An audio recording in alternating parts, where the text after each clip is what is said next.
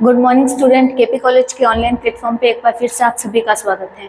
हम लोग अपने सेमेस्टर 3 की क्लासेस कंटिन्यू कर रहे हैं, जिसमें आज हम लोग गृह विज्ञान के दूसरे चैप्टर के बारे में पढ़ेंगे। फर्स्ट क्लास में हम लोगों ने देखा था, यानी कि जो हमने चैप्टर फर्स्ट पढ़ा था वो हमारा रिलेटेड था कि नवजात शिशु का जो मोटर डेवलपमेंट है या फिर हम लोग कह सकते हैं शारीरिक विकास है वो किस प्रकार से होता है। उसी सीरीज में आज है दूसरा चैप्टर जो है आनुवंशिकता और पर्यावरण, यानी कि जो नवजात शिशु का जन्म हो चुका है उसके बाद उसमें जो शारीरिक परिवर्तन हो रहे हैं या फिर उसमें जो मोटर विकास हो रहा है, गतिक विकास हो रहा है, वो किन दो फैक्टर्स पे डिपेंड करता है। उनमें जो इम्पोर्टेंट फैक्टर्स है वो है आनुवंशिकता और पर्यावरण, यानी कि बालक का विकास आनुवंशिक रूप से भी होता है और पर्यावरण के सहयोग से भी होता है। अब ये किस प्रकार भूमिका निभाते हैं, अब आनुवंशिकता में ऐसे कौन से तत्व होते हैं जिनके द्वारा विकास होगा, पर्यावरण में ऐसे कौन कौन सी चीजें होती है जिसके द्वारा बालक का विकास होगा, उन सभी के बारे में चर्चा करेंगे इस चैप्टर में।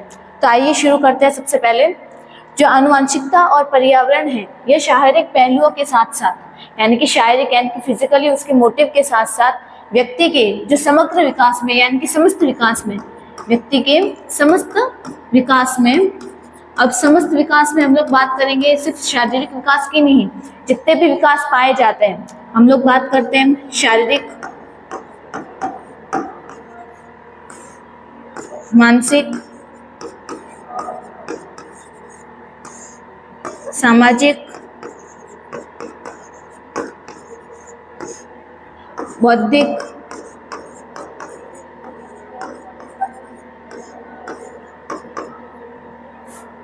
गतिक विकास, भाषाई विकास और भी कई सारे विकास होते हैं।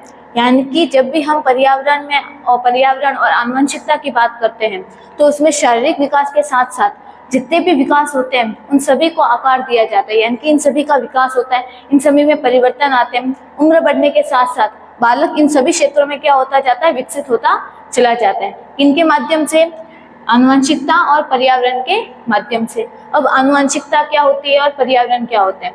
पर्यावरण आप सभी लोग जानते हैं कि अपने आसपास का वातावरण, यानी कि हम विज्ञान में क्या पढ़ते हैं, मानव के आसपास का वातावरण क्या कहलाता है, पर्यावरण कहलाता है। लेकिन अब ये जो पर्यावरण है, यहाँ पे पर्यावरण का अर्थ है कि बालक के आसपास कौन कौन से लोग प्रेजेंट हैं।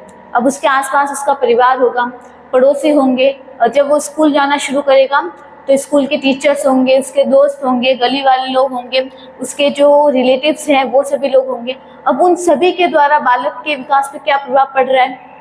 और आनुवंशिकता होगा कि वो जेनेटिकली, यानी कि माता पिता से उसके कौन से स्पेसिफिक कैरेक्टर्स आए हैं उनकी बात करते हैं। तो आनुवंशिकता के द्वारा बालक का विकास सिर्फ माता और पिता के लक्षणों में परिवर्तन होगा, यानी कि माता और पिता के द्वारा जो भी उस बालक को जीन्स दिए गए हैं या फिर आनुवंशिक गुण प्रदान किए गए हैं, अगर उनके द्वारा बालक का कोई स्पेसिफिक गुण आता है तो वो आनुवंशिकता के अंतर्गत पड़ते हैं। और जो आनुवंशिकता होती है ये जन्म से पहले डिसाइड हो जाती है, यानी कि जन्म से पहले माता पिता से गुण उसको मिल जाते हैं। तो उसके जो कुछ कैरेक्टर्स होते हैं नवजात शिशु के, उसका जो कुछ विकास होगा वो माता पिता के लक्षणों के आधार पर होगा। और जबकि बाहरी विकास होगा, यानी कि जन्म लेने के बाद बालक में कौन कौन से विकास में परिवर्तन आएंगे, वो सारे हम लोग पर्यावरण के अंतर्गत पढ़ते हैं। सबसे पहले देखते हैं आनुवंशिकता के शारीरिक आधार के तत्व, यानी कि आनुवंशिकता के द्वारा बालक में जो शारीरिक परिवर्तन हो रहा है उसमें आनुवंशिकता में कौन कौन से तत्व यूज करते हैं, यानी कि ऐसा आनुवंशिकता में क्या होता है जो बालक के शारीरिक परिवर्तन में मदद करते हैं, जिसमें हम लोग सबसे पहली बात करते हैं जीन्स। क्या होती है जीन्स। जीन्स का मतलब होता है कि लक्षण।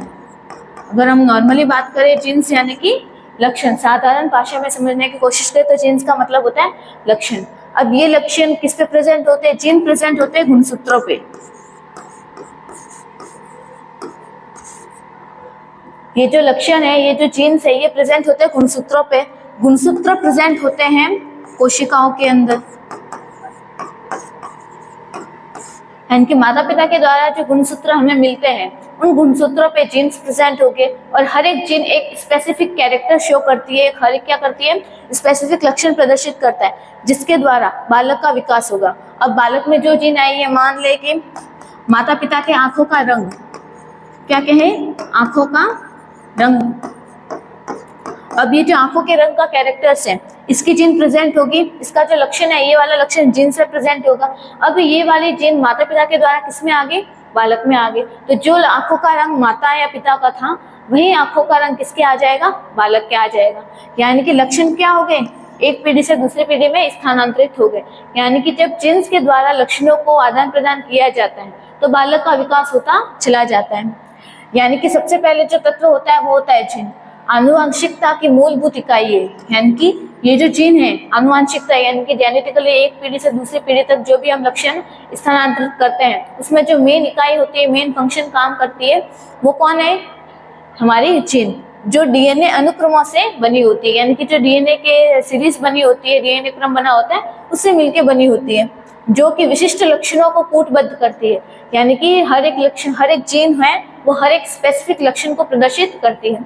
हमने एग्जांपल लिया कि आंखों के रंग की जीन, ठीक है, यानी कि आंखों के रंग की जो जीन होगी वो सिर्फ आंखों के रंग का ही प्रदर्शन करेगी, उसी को स्थानांतरित करेगी। अगर हम लोग कहते हैं कि मान लो कोई बीमारी है माता पिता को, तो उसकी जो जीन होगी वही बालक में आएगी। यानी कि जो भी लक्षण जीन आ रही है या फिर जो भी जीन ट्रांसफर हो रही है बालक में, उसके द्वारा किसी एक स्पेसिफिक लक्षण को प्रदर्शित किया जाता है। माता पिता से संतानों में स्थानांतरित किए जाते हैं, ट्रांसफर किए जाते हैं। और विभिन्न शारीरिक विशेषताओं जैसे ऊंचाई, आंखों का रंग या फिर कुछ बीमारियों के प्रति सेंसिटिविटी, यानी कि कुछ बीमारियों के प्रति सेंसिटिविटी, यानी कि हम कह सकते हैं एलर्जी वगैरह है या फिर कोई जेनेटिकली बीमारी है, डिसऑर्डर है, तो ये सारी चीजें जिनके द्वारा स्थानांतरित होती है। यानी कि अगर ऊंचाई माता पिता के समान है, वजन माता पिता के समान है, आंखों का रंग हो गया, किसी बीमारी के प्रति कितनी सेंसिटिविटी है, अगर ये सारी चीजें है तो किसके द्वारा है, जीन के द्वारा, जो हमारे आनुवंशिकता का एक तत्व है। फिर जीन के बाद हम लोग देखते हैं गुणसूत्र, यानी कि जीन किस पे प्रेजेंट है, गुणसूत्रों पे।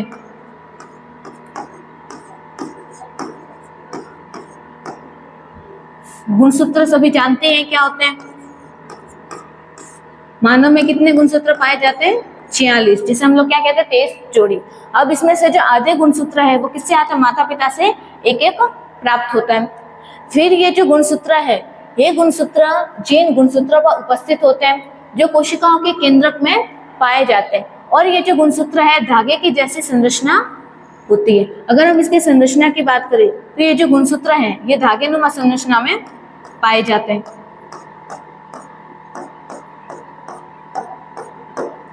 ये है हमारे क्या, गुणसूत्र, और गुणसूत्र के अंदर प्रेजेंट होता है डीएनए। मनुष्य में आमतौर पर 23 जोड़ी यानी कि 46 गुणसूत्र पाए जाते हैं। संख्या में 46 और जोड़ी की बात करें तो 23, जिसमें से जो प्रत्येक है यानी कि हर एक गुणसूत्र माता पिता से एक सेट के रूप में विरासत में मिलता है। क्रोमोसोम में आनुवंशिक जानकारी होती है, यानी कि ये जो गुणसूत्र है, जीन पे तो क्या प्रेजेंट थे, हमारे लक्षण, यानी कि जीनों पे हमारे लक्षण प्रेजेंट थे। और ये जो गुणसूत्र है, इन गुणसूत्रों के द्वारा एक स्पेसिफिक जानकारी मिलती है कि अगर ये गुणसूत्र पाया गया है तो इससे माता पिता की पहचान हो सकती है गुणसूत्रों के द्वारा। यानी कि ये हमें एक विशिष्ट जानकारी प्रदान करते हैं।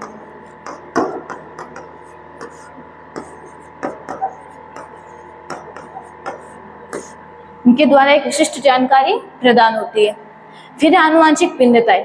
अब हर एक व्यक्ति में जीन अलग होती है, हर एक व्यक्ति का गुणसूत्र अलग होता है, हर किसी में समानता नहीं पाई जाती। यानी कि अगर गुणसूत्र अलग है, जीन्स अलग है, तो इनके द्वारा जो बालक उत्पन्न होगा या फिर जो संतान होगी, संतान में जो गुण पाए जाएंगे, जो कैरेक्टर्स पाए जाएंगे, वो भी अलग अलग होंगे। तो इस आधार पर जितने भी संतान हैं या फिर जितने भी मनुष्य हैं, उन सभी में आनुवंशिक विभिन्नताएं पाई जाती है। हर एक बच्चा एक जैसा नहीं होता। यानी कि अगर मान लो जुड़वा बच्चों की बात करें, जुड़वा बच्चे एक्सेप्शनल केस होते हैं। तो अगर हम नॉर्मल बच्चों की बात करें, यानी कि मान लो किसी परिवार में 2 बच्चे हैं, 2 भाई बहन हैं, तो दोनों के माता पिता सेम है, दोनों से जो जीन मिली होगी वो भी एक जैसी होगी, लेकिन उनमें जो लक्षण होंगे या फिर उनमें जो भिन्नताएं होगी वो अलग अलग होगी। किसकी वजह से, क्योंकि आनुवंशिकता में भी क्या पाई जाती है, भिन्नता पाई जाती है। क्योंकि व्यक्तियों के बीच क्या होता है, जीन्स अलग अलग होगी, उनमें जो जानकारियां होगी वो अलग अलग होगी, तो ये आनुवंशिक विभिन्नताओं को प्रदर्शित करते हैं। अगर जीन्स, गुणसूत्र, आनुवंशिक विभिन्नताएं हैं, तो ये सारे तत्व होते हैं हमारे आनुवंशिकता के। यानी कि आनुवंशिकता के द्वारा अगर बालक का विकास हो रहा है तो वो सिर्फ इन 3 चीजों के द्वारा होगा। फिर हम लोग आगे देखते हैं कि समग्र विकास में आनुवंशिकता क्या भूमिका निभाता है। अभी हमने देखा कि जो आनुवंशिकता होती है उसके 3 तत्व होते हैं। अगर किसी बालक का विकास होगा तो वो इन 3 तत्वों के द्वारा होगा। अब इन 3 तत्वों के द्वारा अगर विकास हो रहा है तो कौन कौन से क्षेत्रों में विकास होगा, किस प्रकार से विकास होगा, इसकी क्या इंपॉर्टेंस होंगी, क्या रोल होगा आनुवंशिकता का, ये क्या परिवर्तन करेगी, कैसे विकास करेगी। तो सबसे पहले तो ये करेगी लक्षणों में विरासत, यानी कि अभी हमने देखा कि जीन्स के द्वारा लक्षण स्थानांतरित किए जाते हैं। माता पिता के जो स्पेशल कैरेक्टर्स हैं, हर माता पिता की कुछ ना कुछ स्पेसिफिक विशेषताएं होगी, उनकी कोई स्पेशल कह सकते हैं एबिलिटी होगी, वह उनके जीन्स के द्वारा उनके बच्चों में गई है। ठीक है, तो यानी कि ये एक पीढ़ी से दूसरी पीढ़ी तक स्थानांतरित हो रही है। अब उस बच्चे के भी जब बालक हो जाएंगे, उनकी शादी हो जाएगी, तो उसके बाद उनके जो स्पेशल कैरेक्टर्स होंगे वो भी उस जीन्स के द्वारा उनके बच्चों में जाएंगे। यानी कि एक कैरेक्टर ऐसा होगा जो पीढ़ी दर पीढ़ी आगे बढ़ता चला जाएगा, यानी कि वह लक्षण उसी परिवार के होंगे। ठीक है, तो यानी कि हर एक परिवार की कोई ना कोई विशेषताएं होगी, यानी कि उनके लक्षण उनके विरासत के रूप में आगे बढ़ते चले जाएंगे। तो आनुवंशिकता क्या प्रदान करती है? लक्षणों की विरासत प्रदान करती है। लक्षणों को हम जेनेटिकली पीढ़ी दर पीढ़ी आगे बढ़ाते रहते हैं। फिर है किसी भी व्यक्ति की शारीरिक विशेषता, जैसे उसकी उपस्थिति, शरीर की संरचना कैसी है, उसकी स्वास्थ्य की स्थिति कैसी है, कि वह किसी के प्रति कितना सेंसिटिव है। अगर ये सारी चीजें हैं, अगर कोई बीमारी है, मान लो डायबिटीज है, डायबिटीज एक जेनेटिकली बीमारी है, यानी कि यह वंशानुगत होती है। अगर माता पिता में से किसी को है या फिर उनके परदादा में किसी को थी, तो हो सकता है कि आज की जनरेशन के बच्चों में वो आएगी। ठीक है, यानी कि पीढ़ी दर पीढ़ी आ रही है। तो ये क्या हो गया? कैरेक्टर हो गया कि उनके परिवार में किसी न किसी को तो ये बीमारी होगी ही होगी। तो इस प्रकार ये क्या होगी? लक्षणों की विरासत होगी। लक्षणों को हमने सेव करके रखे, लक्षणों बच रहे हैं। फिर माता पिता से विरासत में मिले जो लक्षण होते हैं, इससे उनका विकास होता है। चयापचय यानी कि मेटाबॉलिज्म की क्रिया होती है। अंग सही तरीके से कार्य करते हैं, यानी कि विकास करते हुए, डेवलप होते हुए अच्छी तरीके से कार्य करना शुरू करते हैं। तो ये थी लक्षणों की विरासत होती है वंशानुगत के द्वारा। फिर है आनुवंशिक विकार। आनुवंशिक विकार का मतलब है जैसे कुछ स्पेशली बीमारियां होती है, जैसे अभी मैंने डायबिटीज का एग्जांपल लिया, ये एक आनुवंशिक रोग है, वंशानुगत रोग है, यानी कि पीढ़ी दर पीढ़ी बढ़ता चला जाता है। तो उसी प्रकार अगर कोई बीमारी है माता पिता में, तो हो सकता है कि वो बच्चे में भी उस जीन के माध्यम से स्थानांतरित हो सकती है। तो आनुवंशिक विकार फैलता चला जाएगा। फिर आनुवंशिक क्षमता, यानी कि उस बच्चे में, उस बालक में कितनी कैपेसिटी है किसी भी कार्य को करने की, ये किस पे डिपेंड करेगा कि उसको कौन कौन सी उसमें क्षमताएं हैं, या फिर उसमें क्या क्वालिटीज है, वो कौन सा कार्य अच्छी तरीके से कर सकता है, कौन सा नहीं कर सकता। अगर ये सारी बातें हैं तो ये किस पे डिपेंड करती है कि उसको कौन सी जीन्स मिली है, यानी कि उसके माता पिता से उसको कौन सा कैरेक्टर मिला है। यानी कि आनुवंशिकता किसी भी व्यक्ति की आनुवंशिक क्षमता में योगदान करती है, यानी कि उसको एबिलिटी को बढ़ाने में मदद करती है। जो उसकी जन्मजात क्षमता, जन्मजात यानी कि उसके जन्म के समय उसमें प्रेजेंट होगी, क्योंकि जो आनुवंशिकता वाला कारक है, यानी कि जो आनुवंशिकता होती है, ये बालक में जन्म से पहले प्रेजेंट होती है, क्योंकि वह माता के गर्भ में कब तक रहा? 9 महीने तक रहा।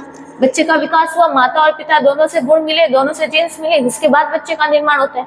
यानी कि जो जीन्स है वो तो बच्चे के जन्म से पहले उसमें आ गई है, यानी कि जब बच्चे का जन्म हुआ तो उसमें वो वाले लक्षण पहले से प्रेजेंट थे।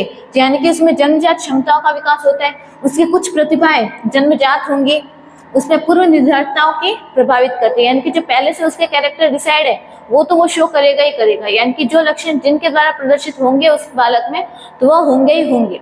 ठीक है, उसमें कोई बदलाव नहीं कर सकता। हाँ, आप वातावरण के द्वारा उसको अगर अलग एनवायरमेंट देंगे, अलग वातावरण में रखेंगे, पर्यावरण में रखेंगे, तो उसके कैरेक्टर्स में, उसके डेवलपमेंट में चेंजेस आ सकते हैं। लेकिन अगर उसमें जन्मजात अगर कोई योग्यता है तो आप उसे कभी बदल नहीं सकते हो, क्योंकि वो उसके जीन्स के द्वारा उसके अंदर ऑटोमेटिकली फिट हो चुकी है। जबकि पर्यावरणीय कारक जो होते हैं वो आनुवंशिक लक्षणों की अभिव्यक्ति को नियंत्रित कर सकते हैं। यानी कि जो पर्यावरण के द्वारा अगर कोई लक्षण हम सीखते हैं तो उसको हम कंट्रोल कर सकते हैं। अगर हमें आनुवंशिकता के द्वारा अगर कोई लक्षण मिले हैं तो उन लक्षणों पे हमारा कंट्रोल नहीं होता है, हम उन्हें कंट्रोल कभी नहीं कर सकते। और ये पूर्व निर्धारित व्यक्तिगत विकास को आधार प्रदान करती है, यानी कि जो पहले से डिसाइड है, बच्चे के जन्म के पहले से डिसाइड है कि इसकी आंखों का रंग ब्लू होगा, इसकी आंखों का रंग काला होगा, तो वह होगा ही होगा। हम कितना भी कोशिश कर ले, कोई भी फैक्टर्स को इफेक्ट करवा दे, लेकिन उसकी आंखों का रंग कोई नहीं बदल पाएगा, क्योंकि यह इसकी जीन से डिसाइड हुआ, उसकी आनुवंशिकता से डिसाइड हुआ है। लेकिन अगर हम बात करें कि उसके वातावरण के द्वारा अगर हम उसके लक्षणों में परिवर्तन करना है तो कर सकते हैं। हम उसको एनवायरनमेंट ही उसका चेंज कर देंगे, बालों को कैसा वातावरण देना है, किस प्रकार का पोषण देना है, वो सारी चीजें हमारे कंट्रोलिंग में होती है। कब तक? जब वो बच्चा जन्म लेके बाहर आ चुका होता है, जब तक वो माँ के गर्भ में है तब तक हम उसमें कोई चेंजेस नहीं कर सकते। तो ये बात थी आनुवंशिकता की भूमिका समग्र विकास में।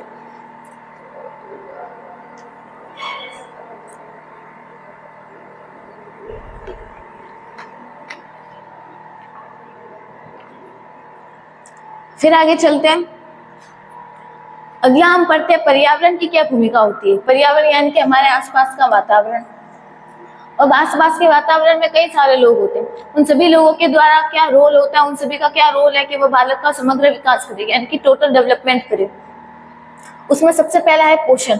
पर्यावरण के द्वारा बालक को पोषण दिया जाता है, आहार दिया जाता है, क्योंकि जब तक बच्चा गर्भावस्था में था, यानी कि जब उसका जन्म नहीं हुआ है, तो वो अपना पोषण माता से प्राप्त कर रहा था, वह अलग से कुछ भी इंटेक नहीं कर रहा था। जो भी माँ के द्वारा खाना खाया जाता था उसी में से उसको पोषण दिया जाता था।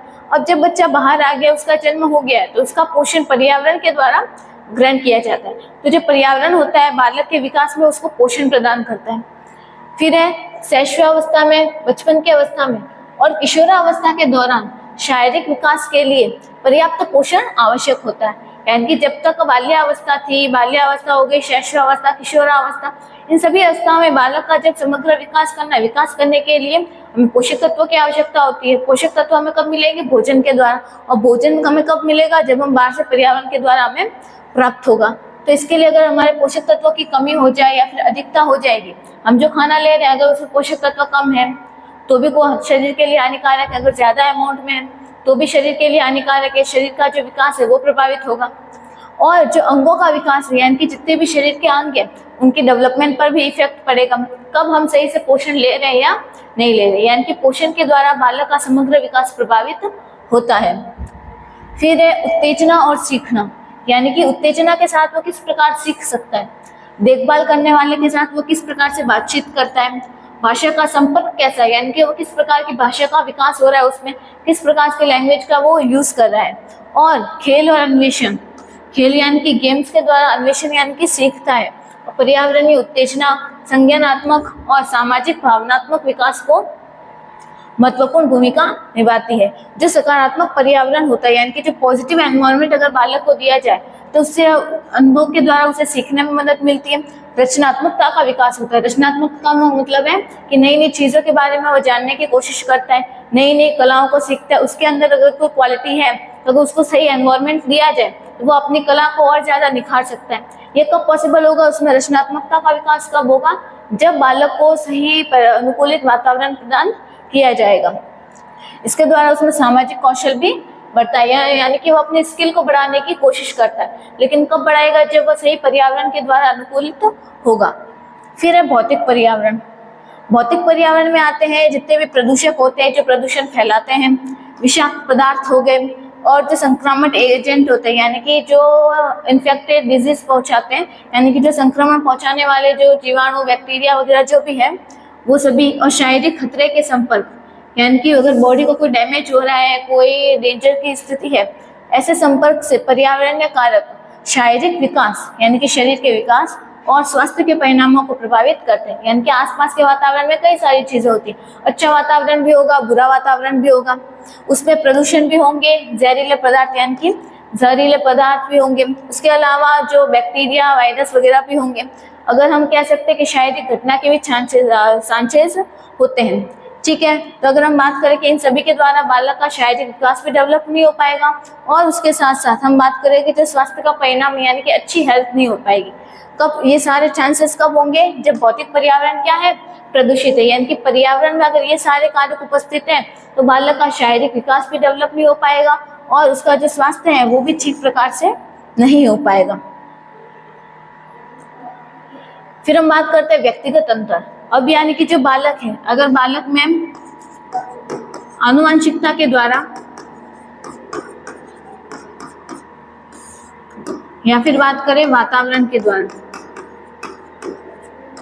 अब हर एक बालक का आनुवंशिकता अलग अलग होती है, हर एक बालक के गुण अलग अलग होते हैं, हर एक बालक की जीन्स अलग अलग होती है, तो उनसे जो कैरेक्टर मिलेंगे वो भी अलग होंगे, तो उससे जो वो इंसान बनेगा वो भी अलग होगा। हर एक बालक को सेम वातावरण दे सकते हैं, पॉसिबल है, लेकिन वह फिर किस पे डिपेंड करेगा? आनुवंशिकता। यानी कि अगर सेम वातावरण दिए जाने पर भी उनमें आनुवंशिकता अलग है तो वो बालक कभी भी सेम नहीं हो पाएंगे। तो इसमें क्या आ जाएगा? अंतर आ जाएगा। उन बालकों में क्या आ जाएगी? भिन्नता आ जाएगी। मेन बात यह है कि अगर आनुवंशिकता अलग अलग है, बालकों को सेम वातावरण दिया जा रहा है, पहले कंडीशन क्या होगी? आनुवंशिकता तो हर किसी की अलग ही होती है। दूसरी कंडीशन होगी कि अगर वातावरण भी अलग अलग है ठीक है। तो ऑब्वियस है कि दोनों बच्चों का जो एनवायरनमेंट अलग है, उनका जेनेटिकली जो जीन्स गुणसूत्र सब कुछ अलग है, तो उनसे उन दोनों में जो कैरेक्टर्स आएंगे वो भी अलग अलग होंगे, यानी कि उनमें क्या आ गई, विभिन्नता आ गई। एक तरीके से इस प्रकार आएगी। दूसरी कंडीशन होगी कि अलग अगर बालक का जो आनुवंशिक गुण है वो अलग अलग है, लेकिन हम उन्हें सेम वातावरण में रख रहे हैं, सेम एनवायरनमेंट दे रहे हैं, सेम चीजें प्रोवाइड करें, लेकिन उसके बाद भी उनमें क्या आएगा, परिवर्तन आएगा। क्यों? क्योंकि हर एक बालक क्या होता है, इंडिविजुअल होता है, हर एक बालक अलग अलग होता है। तो इसके द्वारा उनमें जो लक्षण आएंगे या फिर जो कहते हैं गुणों का विकास होगा, उनके शरीर से ग्रहण करने की जो कैपेसिटी होगी वो भी अलग अलग होगी। ये सारी चीजों के द्वारा व्यक्ति में विभिन्नताएं उत्पन्न होती है, जिसे हम लोग कहते हैं व्यक्तिगत विभिन्नताएं।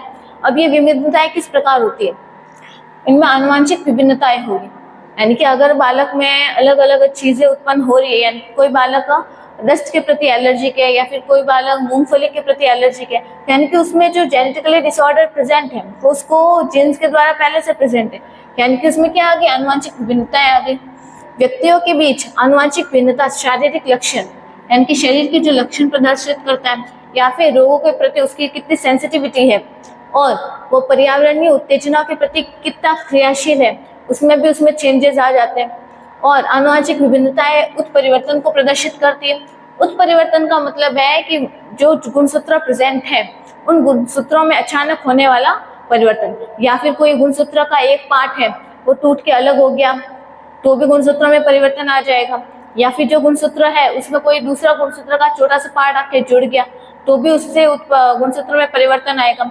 या फिर हम कह सकते हैं जो गुणसूत्र की पूरी सीरीज है वो पूरी सीरीज उल्टी हो गई, या फिर कुछ गुणसूत्र आगे पीछे हो गए, टुकड़ों में टूटकर आगे पीछे उन लोगों ने जगह एक्सचेंज कर ली, तो इन सभी के द्वारा भी क्या होता है, चेंजेस आएंगे, क्योंकि हर एक गुणसूत्र अलग अलग चीजों को प्रदर्शित करते हैं। तो अगर उनका आकार बदल जाएगा तो ऐसी जो विधि है वो कहलाती है उत्परिवर्तन। अगर उत्परिवर्तन की स्थिति होती है तो उनमें आनुवंशिक विकार उत्पन्न हो जाएंगे, तो बालक बदल जाएगा। ठीक है, हम बात करते हैं जैसे गुणसूत्रों की बात करें, मान लो ये डीएनए है, ठीक है। अब माता पिता के द्वारा एक पहले बच्चे को ये डीएनए मिला, जब उनके दूसरा बच्चा हुआ तो उस बच्चे को भी सेम डीएनए मिला, ठीक है। माता पिता से उनको ये डीएनए मिला है बच्चे को, तो बालक में ये सीधा का सीधा ऐसे ही ट्रांसफर हो गया। लेकिन जब उनके दूसरा बच्चा हुआ तो दूसरे बच्चे के टाइम इस डीएनए में क्या हो गया, उत्परिवर्तन हो गया, यानी कि उसने अपना आकार चेंज कर लिया। इसका ये भाग टूट के अलग यहाँ पे आ गया, ये वाला यहाँ पे आ गया, इससे नया जीन बन गया, ठीक है। यानी कि इन दोनों ने क्या कर लिया, अपनी जगह चेंज कर ली, यानी कि इसके द्वारा अब जो डीएनए दूसरा बना है, डीएनए सेम था, माता पिता से सेम चीजें मिली, लेकिन इसमें क्या हो गया, चेंजेस आ गया, तो अब इसमें नई बीमारी आएगी, लेकिन इस बालक में तो नहीं थी। दोनों को एनवायरनमेंट सेम मिला, आनुवंशिकता एक गुण जो थे वो भी सेम मिले, लेकिन इनके द्वारा जो कैरेक्टर बना है वो अलग हो गया, यानी कि इससे बालक में विकार उत्पन्न हो जाएगा। वो किसकी वजह से, कोई दुर्घटना हो गई या फिर कोई उत्परिवर्तन हो गया उसकी वजह से। फिर और विभिन्नताएं आ सकती है पर्यावरण के प्रभाव के द्वारा, यानी कि कई बालक होते हैं जिनको पोषण सही से नहीं मिल पाता, उनकी जो सामाजिक और आर्थिक स्थिति होती है वो इतनी मजबूत नहीं होती, परिवार गतिशील होते हैं, यानी कि एक जगह पर ज्यादा दिन रुकते नहीं है, ट्रांसफर इधर से उधर हो सकते हैं, तो इसके द्वारा भी बालक का जो विकास है वो सही तरीके से नहीं हो पाता है। बच्चों में शिक्षा की कमी है, हर एक बच्चा शिक्षा को प्राप्त नहीं कर पा रहा है, या फिर उनकी संस्कृति अलग है, या फिर हम लोग कह सकते हैं कि जो सामुदायिक संसाधन है, यानी कि समाज के द्वारा जो संसाधन प्रोवाइड किए जा रहे, प्रदान किए जा रहे हैं वो नहीं मिल पा रहा उनको, या फिर जितने भी अदर पर्यावरणीय कारक है, अगर ये सारी चीजें हैं तो बालकों में व्यक्तिगत विभिन्नताएं आना संभव है। यानी कि जब बालकों को पोषण नहीं मिल पाता सही से, शिक्षा नहीं है, संस्कृति नहीं है, आसपास का वातावरण स्वच्छ नहीं है, तो ये सारी चीजें हैं तो बालक का विकास सही तरीके से नहीं हो पाएगा। अगर सभी बच्चों को, अगर कुछ बच्चों को ये सारी चीजें मिल रही है तो उनका विकास सही तरीके से हो जाएगा, किसी को नहीं मिल रही तो उनका विकास रुक जाएगा, तो क्या आ गया, अंतर आ गया। फिर है जीन और पर्यावरण की परस्पर क्रिया, यानी कि बालक में जो जीन आता है, बालक में जो लक्षण है, अगर वो परिवार के पर्यावरण के साथ सही तरीके से इंटरएक्ट कर रहे हैं तो बच्चा और ज्यादा और अच्छी तरीके से क्या कर पाएगा, ग्रोथ कर पाएगा, डेवलप कर पाएगा। आनुवंशिक जो प्रवृत्तियां होती है और पर्यावरण के जो प्रभाव होते हैं उनके बीच इंटरएक्शन गतिशील और जटिल होता है, और इस इंटरएक्शन से आनुवंशिक कारकों को हम क्या कर सकते हैं, या तो बढ़ा सकते हैं या फिर कम कर सकते हैं, जिससे पर्यावरण में जो उत्तेजनाएं होती है उनमें परिवर्तन संभव हो जाता है। कुल मिलाकर हम क्या कह सकते हैं कि जो आनुवंशिकता और पर्यावरण होते हैं इसके द्वारा किसी भी व्यक्ति का समग्र विकास संभव किया जा सकता है। आनुवंशिकता जीन्स गुणसूत्र और आनुवंशिक विकारों को प्रदर्शित करती है। लेकिन जो पर्यावरण है, पर्यावरण के द्वारा पोषण दिया जाता है। हम कह सकते हैं कि स्वच्छता बढ़ाई जाती है, परस्पर क्रियाओं को संबोधित किया जाता है। तो ये सारे कारक होते हैं जो पर्यावरण के द्वारा प्रदर्शित किए जाते हैं। तो इसी के साथ हमारा ये जो चैप्टर 2 था, जिसमें हमने आनुवंशिकता और पर्यावरण की बात की, तो ये कंप्लीट हो गया। अब नए क्लास में मिलते हैं नए चैप्टर के साथ। तब तक के लिए पढ़ते रहिए और धन्यवाद।